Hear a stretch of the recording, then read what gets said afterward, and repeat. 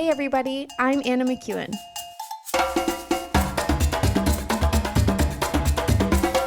And now for Bob Switzer with the epic narrative. All right. We will do better today. We're 2 verses. Are you kidding me? I must have got a little preachy last week. So anyways, this week we're gonna roll through the rest of chapter 8. I predict. I can't promise because both Bob and I know there's always a chance that doesn't happen. So here we go, verse 3. The water receded steadily from the earth. At the end of the 150 days in the water had gone down. So last time, if you remember, the Spirit of God, literally God, Holy Spirit, actively starts draining the water. Now, how did that happen?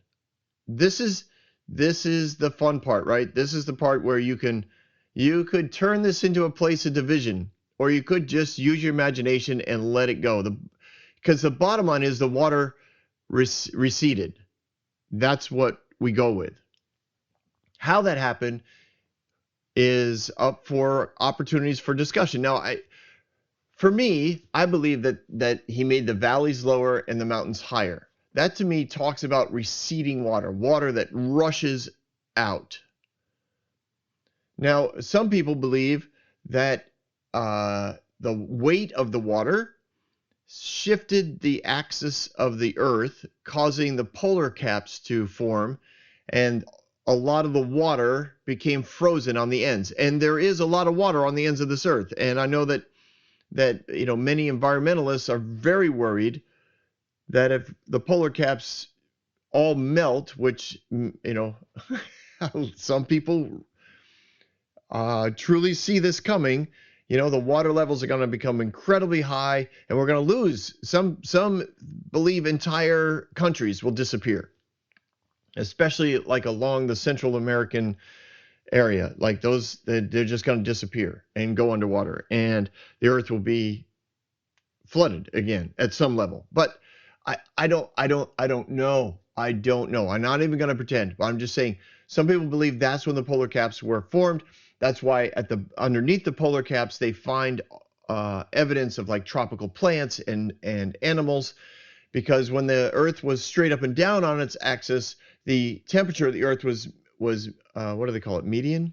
It was basically consistent around the earth. You didn't have the equator being the warmest thing, and then the warmest area, and then it radiating out from there, cooler and cooler until you get to the polar caps where it forms ice. So I don't know if the Lord tilted the axis and caused the water to freeze, if he pushed up the mountains and pulled down the ocean so that the water would all run out. But maybe he did both. Evolutionists would say the earth changed because of the cooling of the planet after creation, and as water hit the what was at one point a very hot planet, it changed things, it shifted things. There was environmental impact from meteors and asteroids and gravity and the sun. Like there's all these other elements that impacted the earth, and that's what they find evidence of. This is what I think. I think when you come to the evidence that is presented, you are left with what you are comfortable with. And for me, I'm personally comfortable with the idea of water running out quickly. I think that's what I see when, like, I'm at the Grand Canyon, and you just see layer upon layer upon layer of sediment, and the idea of fossils being formed. They need pressure, lack of oxygen and pressure. Anytime an animal dies, potentially it could be a fossil if you buried it under a lot of pressure right away and gave it opportunity to sit there for a long period of time, and then you unburied it, you'd have a fossil. It's tough to make a fossil by a glacier, because glaciers tend to move very slowly. I think they're like a foot and a half a year. Like it's tough to get run over by a glacier and have enough pressure for a long enough period of time, because you would rot and be eaten by other predators and other meat eaters and scavengers before you had a chance to actually form a fossil. That's generally speaking. I know I don't mean to belittle the science. I'm just, for me, the water rushing out quickly explains where a lot of these fossils are found, in layers of dirt and sediment that just seems out of place, out of rhythm for a glacier to come by. But again, I could be wrong, and it's fine. I'm not going to die on this hill with you. Like you can present to me all your evidence, and I'll be like, awesome. You go with it. Whatever happened, the waters went down. The water went down. That's where we got to land. God came in and made the waters. He used his character, his goodness, his hope to say, yes, we can start over, and I can restore this earth with the family that took the invitation to be saved. He didn't say I can start over, because that in and of itself would at some level be saying, I screwed that one up. My plan didn't work. I need to rethink things. No, he's like, no, my plan is right. My goodness is right. This is fine. I understand what happened, and I'm not going to take away. This is what's awesome about God restarting with Noah. He doesn't take away the opportunity for mankind to go the same direction again. That possibility is still there. And we'll see that mankind in various pockets still takes that road. They still make those choices of fear and pride and arrogance and selfishness. That still is a part of our world today. Even after Jesus, it's still a part of our world today. So God doesn't start over and change the rules so that man can't make these decisions again. He doesn't start over by saying, all right, I'm just going to move Noah and his family to another planet, and we'll just pretend this never happened. He's filled with hope and possibilities. And he says, nope, I can see this happening. I can see this happen. This is going to be, what a comeback. A comeback story of the ages. Could be. God is awesome. God is awesome the way that he's so filled with hope. And he had to be laughing at the way that the way that this could go, that this could be an amazing comeback. So he drains the earth. The water receded steadily from the earth. That's why I think, for me, it just makes sense that everything was draining steady from the earth, not evaporating into the universe. At the end of 150 days, the water was gone. That doesn't mean that everything, was ready to walk out. It wasn't necessarily dry land yet, but the waters were gone. And on the 7th day of the 7th month, the ark came to rest on the mountains of Ararat. The waters continued to recede until the 10th month, and on the first day of the 10th month, the tops of the mountains became visible. After 40 days, Noah opened a window he had made in the ark. So, here we go. It comes to rest. That had to be strange, right? You've spent 150 days. Or no, is that right? 150 days, yeah. Floating around, waiting for the waters to recede. Just waiting. Just wait. Things what are you doing? Nothing. Same thing every day. And then, I don't know if you've ever been in any sort of boat. When it hits something, it sounds horrible. There is something so dramatic when a boat runs aground. It had to freak them out inside, because It's not like it was necessarily propelled somewhere, but with water receding, there had to be some movement to their boat, to their barge. It was at least moving in some direction, and it comes to rest on the mountain. So it had to feel strange to suddenly not be floating. And by suddenly, I mean, I think it made a sound, and it probably, usually a boat would rock a little bit. I know this was a big rectangle, so it wasn't like it had, ballast in a middle point or anything like that. But I'm sure that there was some weirdness to it. It wasn't like it landed level and it was just going to sit still like caught on a shelf. It hit the side of a mountain. So it bumps against the mountain and then it doesn't move. And then as the water recedes, it starts to tilt. And if you've ever been in a boat and it starts to tilt, you immediately start to think you're taking on water. This is bad. So I have a feeling they kept checking. No, we're not. No, there doesn't seem to be a leak. Everything seems to be fine. The lower levels are fine. Well, what's going on? I don't know. We don't seem to be moving, but we do seem to be sinking. This had to be a little freaky to be in a boat. You're the only survivors, as far as you know.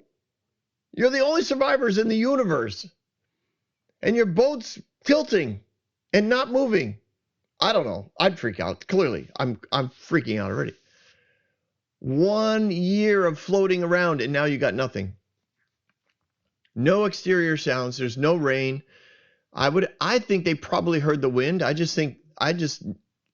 think good things about God. So I think God probably let them know they weren't alone. I don't think God ever stops talking. So I have a feeling that he and Noah had multiple conversations, as did Noah's family. I'm sure that they worshiped God and talked to God and prayed to God, and he talked to them. And as they processed the whole idea of survival and what it was going to be like when they got out, I'm sure he brought them comfort and hope and joy. But it still hurt to know that they were the only ones that made it out alive, the only ones that took the invitation. So it says after a little while, the mountaintops became, revealed, became visible. So somebody had to be looking. I don't think that the window to the ark stayed closed until he opened it and put the raven out in the next verse. I think I'd look out, wouldn't you? There's nothing that says they didn't. There's no nuances in the language that says that, it was untouchable. Sometimes some people, believe that the gap between the rooftop and the living quarters, for ventilation, like maybe they put up a ladder, they can kind of look out and see nothing. I don't know. It's, I've been on a couple cruises in my life. There is something attractive about sitting and looking out over the vastness of the ocean. There's something unbelievably, peaceful and hopeful about it, because you don't know, you might see something. I don't know. It's fascinating to me. But the mountaintops became visible. Some point of reference was there. I don't know if they could really see the mountain that they ran into yet. Like sometimes when you're on something and you're in a boat like that big, you can't necessarily, it wasn't like they were out on the deck looking over the edge of the boat, but they probably figured they had run into a mountain. They didn't know where they were. None of the mountaintops looked familiar. Everything had been vastly changed. There was probably a great feeling of relief, like, yes, the waters are going down. Yes, there is land underneath here. No, we don't have to live in the boat for the rest of our lives. We don't have to restart, civilization as we used to know it. We don't have to restart it here in the boat. Like, we can wait. We will get out. We're going to make it out alive. But what does it look like? What have we lost? Where are we? How far did we travel? Now, I know people have broken all this down, and you are more than welcome to look this up. I didn't think it was something that I wanted to go into here in the epic narrative, but you can look up. People know, they believe that they found Noah's Ark, somewhere there in Turkey, so they know where he built it and how far he traveled and why he traveled that direction. There are people that have figured out uh, how much water had fallen, how much weight had landed. I mean, the numbers are staggering and fun for people who love numbers. This is great. For me, I look at them and I'm overwhelmed. Not in a bad way, but just with awe. It's awness that I look at this story and think, wow, what an impact on a life. So there's some feeling of relief. There's some feeling of being lost. There's so many unknowns to think about. I have no doubt, some visionary people were like, well, the first thing we need to do when we get out of this is we need to build, housing. We need to find wood. We need to put something together. Others are like, I'm not leaving the boat. Like, I think we should stay here. We have great coverage as far as from the weather. We don't know what's out there. We don't know how far we are from where we used to live. We probably should stay right here, make this our land. And others are like, but clearly we're probably on a mountain. We need to find a valley. Like, all of this has to be discussed. And trust me, there are a million more examples in my head, but I don't want to turn the epic narrative into possible conversations that Noah and his family had in the ark when they were waiting for the waters to continue to recede. But there's a lot of them because there's so many unknowns to think about, so many unknowns to talk about, so many possibilities that you can find hope in. It had to be amazing. So the window, right, as I said, many believe that this was fresh air always coming in from under the roof line. Some believe that the window was like a skylight or almost like a door on the top kind of side of the ark. And they could have been able to, I think that they were probably able to look out of this window the whole time that they were there. They didn't have it open all the time. Maybe they did. I don't know. I have no doubt that if you go down to Tennessee and go to the Noah's Ark exhibit, I'm sure they know exactly what it looked like, because you don't build, a multi-million-dollar example of Noah's Ark and not know exactly what the window looked like. But for me, I like to think about the possibilities of all that it could have looked like. So after 40 days of waiting, Noah opens the window and he sends out a raven, and it flew back and forth all over the earth until the waters had dried up enough for it to land. So basically the raven didn't do much for Noah. But Noah figured if it didn't come back, it probably had found somewhere to go. So that was good. So then he sent out a dove to see if the water had receded from the surface of the ground. But the dove could find nowhere to perch because water was still there. So it returned to Noah. And he reached out his hand, he took in the dove, he brought it back to himself, and he waited another week. And he sent the dove out again. And when the dove returned to him that evening, it had in its beak a freshly plucked olive leaf. And Noah knew that the waters had receded enough that there was access to the ground. And he waited 7 more days. Now, why did the dove bring back a leaf? Because I believe the dove was looking out, saying to itself, all right, let's build a nest. I've got something fresh. Let's build a nest. So a week between everything, it had to be kind of nutty in the ark. So much waiting, so much wondering, all this potential, all this planning. I mean, they knew the water was going down. Why did Noah wait another week? Well, I'd send him out every day. I know me. I would send it out every day. I'm just so, honestly, I drive myself crazy with how optimistic I am. It's insane. Honestly, sometimes I drive myself insane with my optimism. I've literally driven the wrong direction, knowing I'm driving in the wrong direction. I'm driving the wrong direction, and somehow my optimism says, but you might get there if you head this. You might still get there. I don't even know what I'm thinking. My heart is like so optimistic. Anyways, so I would probably have sent doves out every day. Noah waited 7 days. That would drive me crazy if I was in the ark. What is Dad doing? What is Dad doing? Why are we waiting? Man, we've got so much work to do. We've got so much to build. We've got to find. We don't even know where we are. We got to find a place to live. We got to plant stuff. Like we got all these seeds from all the. I mean, not just seeds that they stored, but I'm sure they saved everything that they had eaten. All the fruits and vegetables they were like, we got to plant figs. We got to get some corn going. We've got the wheat. We got to get some wheat so we can make bread. All of this is going through their minds. And they're waiting. Another week. He sends out another dove. 7 more days. And this time it didn't return.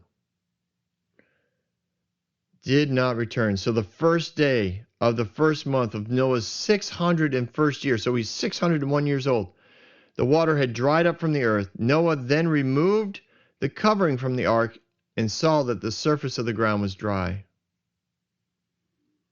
So this is where a lot of people believe that there was like a thatched roof on the top of the ark, which they are incredible at keeping rain out. I've been under them in various mission trips to different parts of the world, and I sit there amazed at how dry. I think this is insane. How does this happen? All these are just woven together pieces of wood or sticks. Like this is how am I dry? It's fascinating to me. So a lot of people believe that it was kind of a thatched roof situation, and he took the whole top off so everybody could see what was going on. And they I would imagine at that point they did walk around the top of it, and they could see the land was dry underneath them. They were on a mountaintop. They felt the fresh breeze of I'm sure it was very cool cool breeze because of all the water and the damp ground that it was coming off of. And remember, the wind that is drying the earth is God.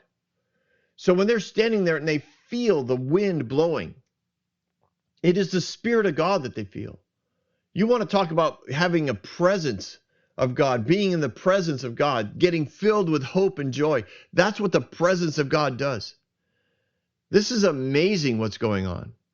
By the 27th day of the second month of the year, the earth was completely dry. So they had to know to stay in the ark until God said, get out. That had to be difficult. You know the earth is dry. You're looking around you like every day. Look, I know I could walk. I know I could walk there. Maybe you grab a leftover stick or I don't know. Would they carry rock? They might have had rocks. I don't know. They throw something down. It's like, no, look, it's sticking. He took the cover off the he took the roof off the ark. I imagine all the birds were like, see ya. Had to be amazing. This is crazy fun.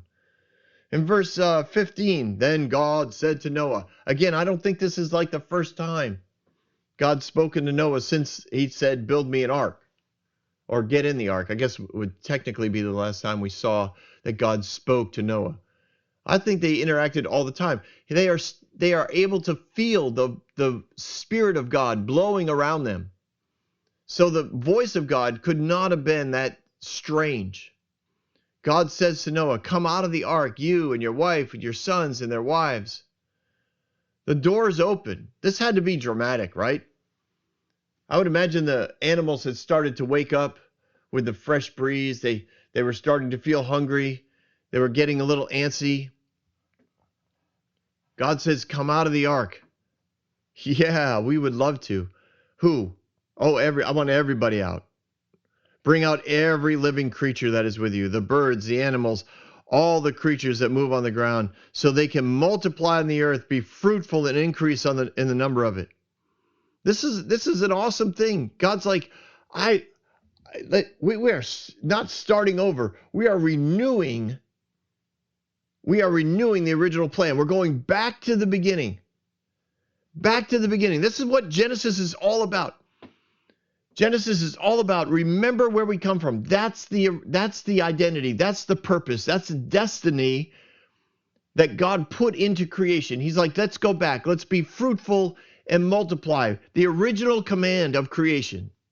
Because what you are is what I want replicated all over this planet. What you plant, I want to expand and push all over the planet.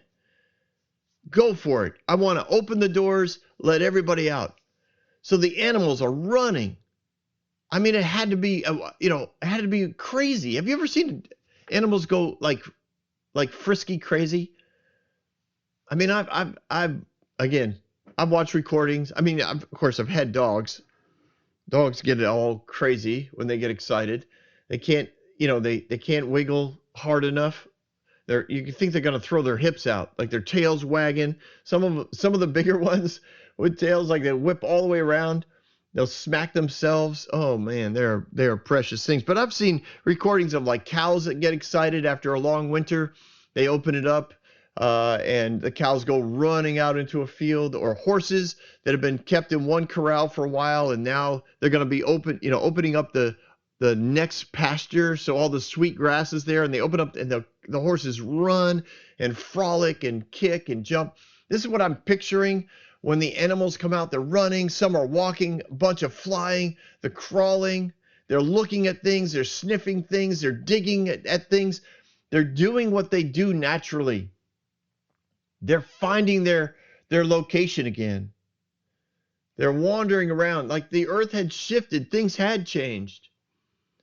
I believe the mountains were higher, the valleys were lower, so temperatures were shifting. And they were looking for where they were comfortable. And they were going to start spreading out. Do I think they ran to the edges of the earth? No, I don't. But they started to spread out. They were finding space. They were finding their space.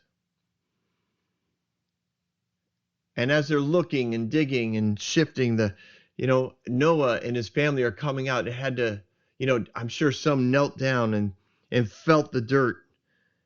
And some probably just looked at the sky, grounding themselves. There's some people that do that now. I don't know, it seems to work. The few times I've traveled where there is multiple time zone differences, when I get an opportunity, wherever it is we land, take my shoes off and stand in the grass, anywhere, just stand in the grass, just reconnect to the vibrations of the place where you've landed. And I'm not saying that all my tiredness goes away, but it does. It resets my internal clock.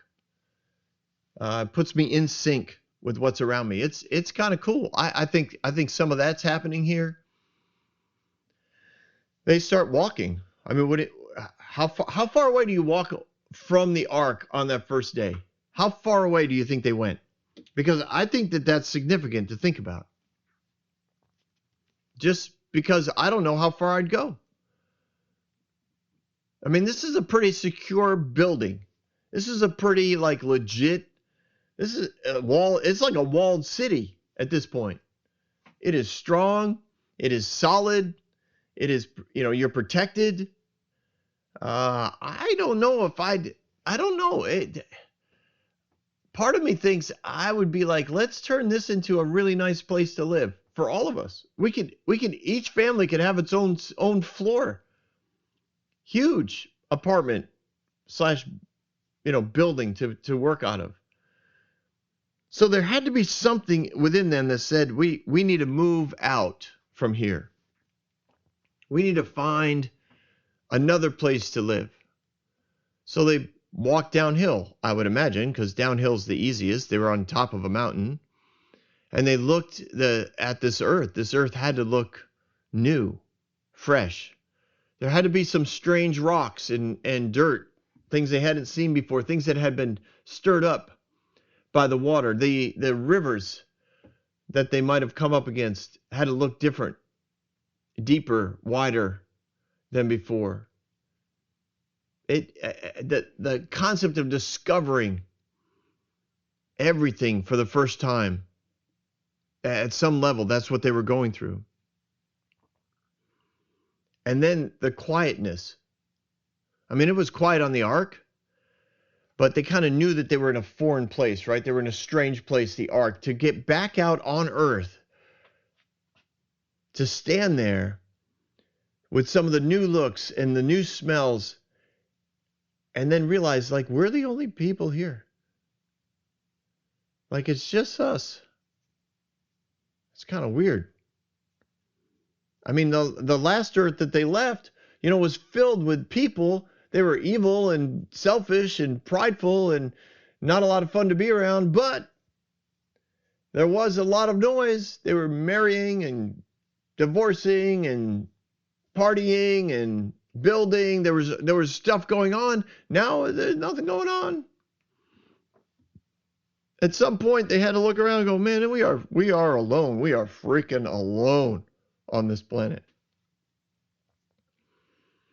So Noah comes out together with his sons and his wives and his sons' wives, all the animals, all the creatures that move along the ground and all the birds, everything that moves on land came out of the ark, one kind after another. And Noah built an altar to the Lord, taking some of all the clean animals and clean birds. He sacrificed burnt offerings on it. Now, I know some people look at this and they say this is the requirement of God. God required a burnt sacrifice. I don't see that. We've been over this before. I don't see anywhere where God says, I need sacrifices for you to prove to me that you love me and worship me. I don't see that in the story of Cain and Abel. I don't see that here.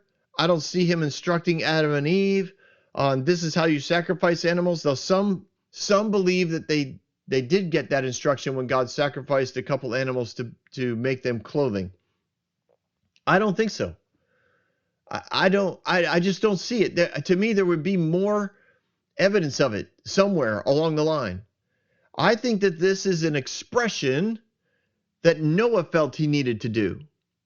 Noah wanted to express to God his willingness to do whatever God wanted him to do. That this behavior of sacrificing animals is something that came from his observation of other behaviors that were there on the planet before he left, or before he was rescued. That this is what you do when you worship God, you sacrifice to him. I mean, that's just, I don't know. Maybe that bothers some of you, but that's fine. You can write to me. But again, we don't know. Is this the same day? Is this many days later? Again, it's not something God asked for, but I do understand why he received it, because it's basically a physical response from a very grateful heart. Many people build altars to God that God doesn't ask for. We do this all the time. Many people give sacrifices to God that God doesn't ask for. I mean, I know people that have, sacrificed family, jobs. They've sacrificed money, and who knows what else. I mean, they've sacrificed all kinds of stuff, and they believe that this is something God is happy about, but God didn't have to actually ever ask for it. Now, is he pleased by it? Yes. It says that the Lord smelled the pleasing aroma, said in his heart, never again will I curse the ground because of humans, even though every inclination of the human heart is evil from childhood, and never again will I destroy all the living creatures as I have done. Now, this is where we got a lot going on in that verse, but let me just say, the Lord smelled the pleasing aroma and said in his heart. He smelled it. He appreciates the sacrifice. But please know, a lot of times God isn't asking you to do that. God appreciates it. He sees the heart that it comes from, the grateful heart of Noah. And that's what he That's what God is always after, right? He says so again later in the Old Testament. He's like, I don't need the sacrifices. I'm after your heart. I'm after your motive for what you're doing, not what you're doing. I don't get pleasure out of dead animals and blood spilling all over the ground. I don't. But if you're going to do it and you have your heart is right, yes, I will be I'm pleased. But God says that all the time. He knows that out of love, people sacrifice. Love naturally sacrifices. And sometimes you want to physically do something. People even talk sometimes about sacrifice of praise, where they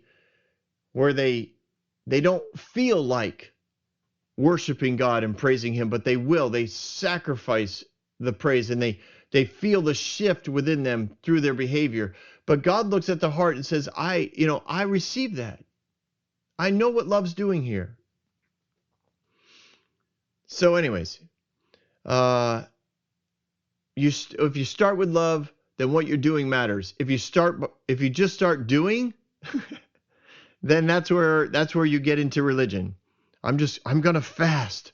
I'm going to fast for 40 days. Why? Cuz I want God to do something for me. I want to move the heart of God.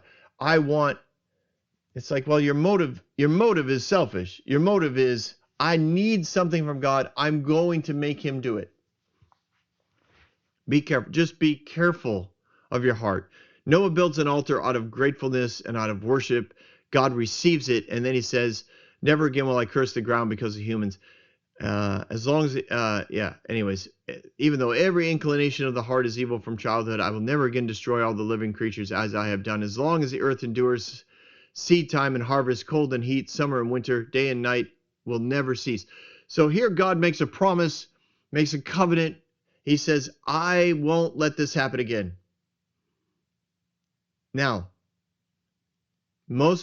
it's easy to look at that verse and say, see, clearly God did this, or he couldn't have made this promise.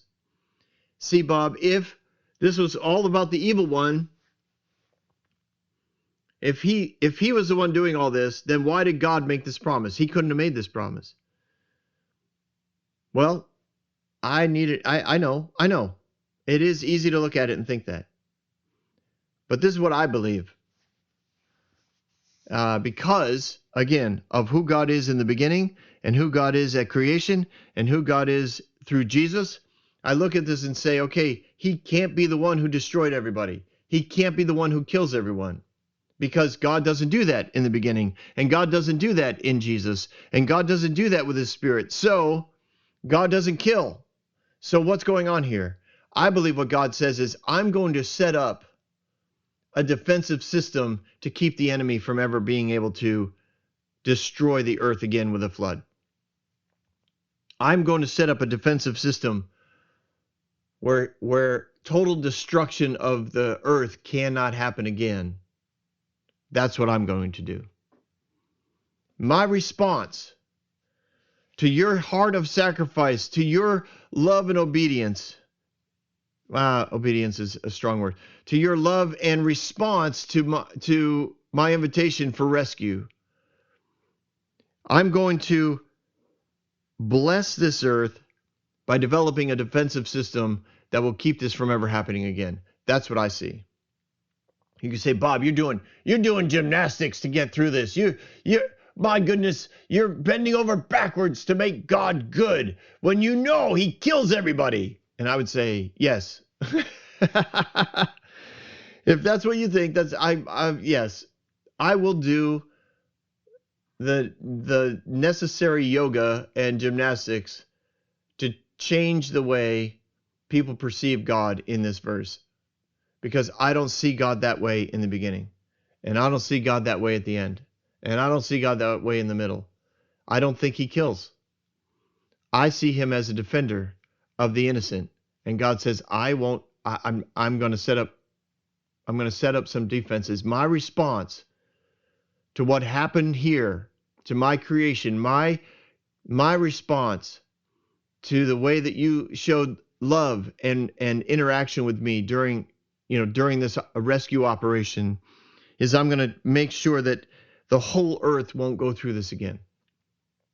And that's what I think what happened here in verse 22. Now, we covered a lot of ground. We did. We did. Bob's like, hey, you just covered the rest of the chapter. I know. I should have made that promise at the beginning, right? I would have fulfilled my promise. I knew it was possible. And we did. We finished up the rest of the chapter. So congratulations to us, Bob. Well done. But there's a lot here in this story.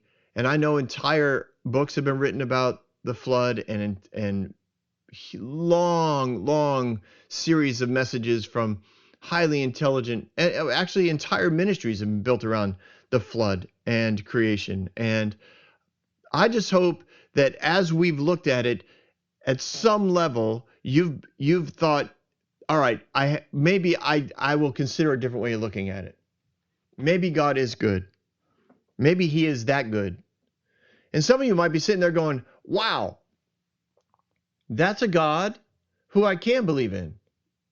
Like, I was always taught that God was the big evil guy who destroyed the earth because they were prideful, and a lot of preachers will get real specific, with whatever it was that was going wrong on the earth at that time. They'll say, if we ever do that again, if there's ever, gay marriage, if there's ever multiple marriages, if there's ever so much gambling or so much lying and cheating, if there's ever demonic worship, if there's ever new age belief, like whatever, they go after this. They're like, they use the threat of God destroying the earth as an opportunity to manipulate behavior.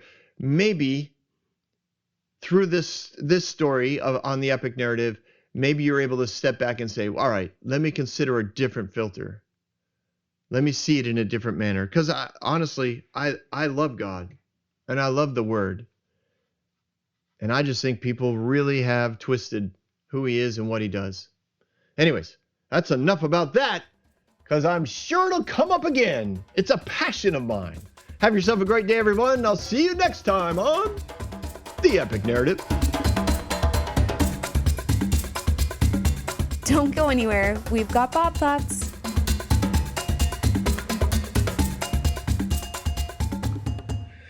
Well, that was fun getting out of the ark. I am curious, like what an amazing concept to walk out onto this fresh, clean, clear, crisp planet. Everything's washed, right? Everything's clean. Everything's wide open. And there's nobody around. No one but your family. No one else can be found anywhere. And there's animals, of course, frolicking all around you, but they're also spreading themselves out. They're finding new places to go. And in my head, I'm curious, like, what is your go-to survival? What's the first thing that you start looking for? I watched that show, at least a few seasons of it, called Alone. I think it was on the History Channel. I didn't watch it on the History Channel. I watched it on some other app that was carrying it for a while. Excuse me. And I remember so many times, my heart just being like, okay, what would be the first thing I'd do? Because these guys men and women are dropped alone. They're given, I think, 5 square miles on some unbelievably remote area. Usually extreme weather of some sort, like a northern rainforest in British Columbia or the Arctic, and they have to survive. They're all by themselves. They have like a backpack and a few luxury items. A fascinating show. But I don't think Noah and his family came out of the ark into that kind of extreme circumstances, but they were on top of a mountain, I think, my belief. And in doing so, I'm sure that they were kind of left with, okay, now what? So going back to the show, like there are people who their first thing is shelter. Other people's first thing is water. Some people are looking for some sense of safety and or shelter. Like there's different ways to go about it, but that's where I think I'd have a tough time walking away from the ark. It's this massive, amazing fortress, and I've been living in it for a year, so everything I need is there. I know how to get around. So I kind of think they hang out around the ark for a while. And maybe the weather shifts. Maybe they start to explore further and further each day, and then eventually, one clan, husband and wife, they're like, you know what, we're gonna head south. We're gonna head down into the valley. We're gonna look for something along that line. And then what's your go-to? What's your survival mode? How do you start new on a planet that's fresh like that? These are the things that rattle around in my head. And the other part that I'd be curious about is, what is your conversations with God like? What are you looking for from him? Because I think at one level, right, you're grateful to be alive. There's something about survival that makes you incredibly grateful. But then there's also something about survival that makes some people feel very guilty.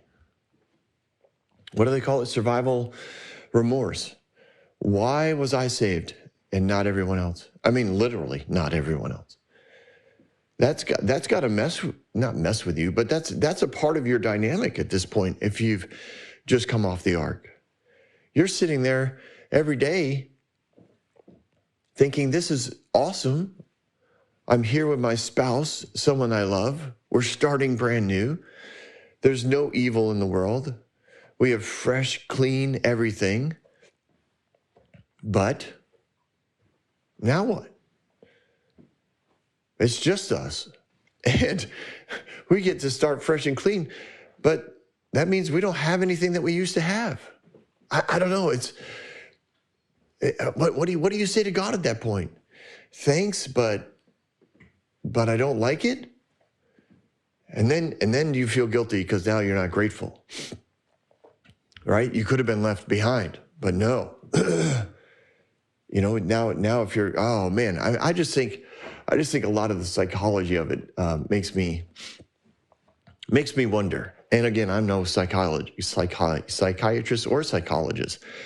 I'm just a preacher who's done a lot of counseling, and relationally, I've interacted with a lot of people going through a lot of different things. And in doing so, I would imagine that there would be a lot of questions that people would have, and a lot of interactions internally and externally that would make them wonder, how am I going to survive?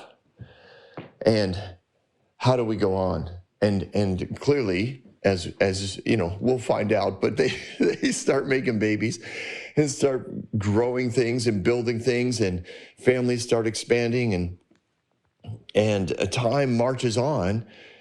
But for those who walked out of that ark, there's got to be something internally that is always a part of them that says, I survived. And also, as part of them, the thought, none of my friends did. None of my coworkers did. And why? I would imagine, you're raising your kids and grandkids, and they're looking at you going, wow, you survived the flood. Tell us about the flood. Tell us about the flood. And I'm guessing some people love to talk about it. And there probably were a few that were like, no, I don't like talking about that. It's almost like a PTSD type of thing from the war. There were some guys that would tell you story after story, just regale you with these amazing anecdotes and real life history that they'd been through. And then there were others who would just not want to talk about it. And if you didn't know they were in the battles, no one else would know. And they wouldn't, they weren't about to tell you. Anyway, those are my thoughts today. They're just kind of kind of scattered, kind of rolling around all this survival mindset, and how I would ask you, like, how would you do it? Like, spend some time just kind of kicking that around. What would that be like for you and your spouse to walk out of the ark on a fresh start? And I know a lot of preachers like to emphasize that. But the reality is, it's also got to be scary and sad and, I'm sorry. Too many thoughts. All right. Have yourself a great day, everyone. Enjoy your imagination, and let's meet again next week on the Epic Narrative.